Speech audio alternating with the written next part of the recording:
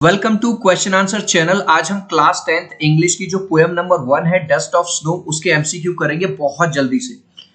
Dust of snow के जो poet हैं वो कौन है? Robert Frost. Number 2, which bird is mentioned in the poem?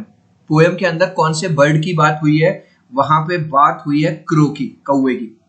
Next question है, was the poet happy in the beginning of the poem? क्या जो पोएट है क्या वो खुश था शुरुआत में? No, he was sad. How did the dust of snow affect the poet? जो dust of snow poet के ऊपर गिरी उसने कैसे affect किया? It changed his mood. poet का जो mood है जो खराब था वो पूरी तरह से change हो गया, अच्छा हो गया। What did crow shake on the poet? poet के ऊपर crow ने क्या गिराया था? उसने गिराया था dust of snow, snow की dust. What are the two negative creatures that Frost used as carriers of positivity? ऐसे दो creature जिसे दुनिया negative मानती है लेकिन जो पोएट है फ्रॉस्ट उन्होंने as a positive symbol use किया है, वो है हेमलॉक ट्री और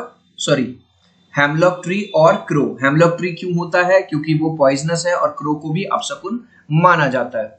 hemlock tree is a poisonous plant, yes और no? Yes, true.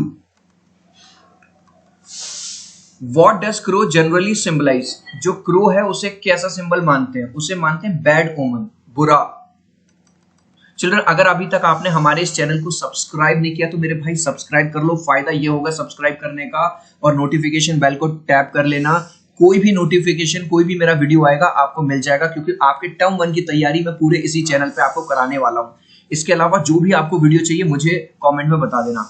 What was saved for the poet? Poet के लिए क्या चीज बच गई थी? Some part of the day. वो ये वाली बात क्यों कह रहा है? क्योंकि वो सुबह से उदास बैठा था, दुखी बैठा था, तो पूरा उसका दिन खराब जा रहा था, तो एटलीस्ट अब उसका कुछ दिन बच गया खराब होने से।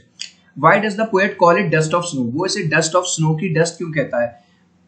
Snow particles were too tiny, क्योंकि जो आपने देखा होगा ऊपर से जो बर्फ गिरती रहती है वो बहुत छोटे छोटे पार्टिकल्स होते हैं, इसलिए।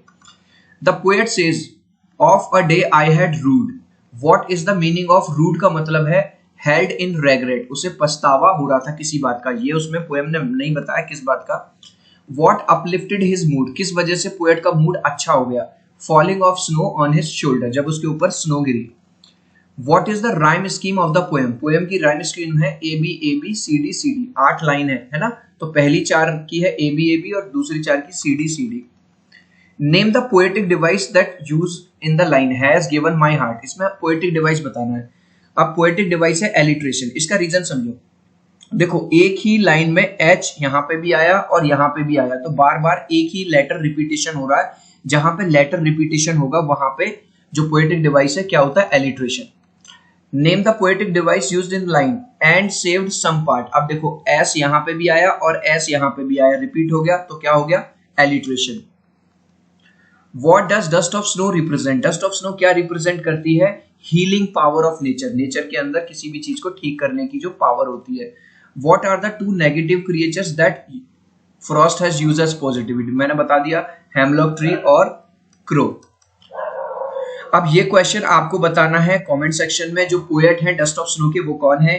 Robert Frost, Ruskin bond, John Keats या शेक्सपियर? आपको चिल्ड्रन मेरी ये छोटी सी एक्सप्लेनेशन 4 मिनट की या उससे भी कम की, जिसमें मैंने आपकी पूरी पोएम रिवाइज करवा दी, कैसी लगी मुझे कमेंट सेक्शन में जरूर बताइए। इसके अलावा आपको और कौन कौन से चैप्टर या पोएम्स चाहिए, do let me know in the comment section. I will see you, bye.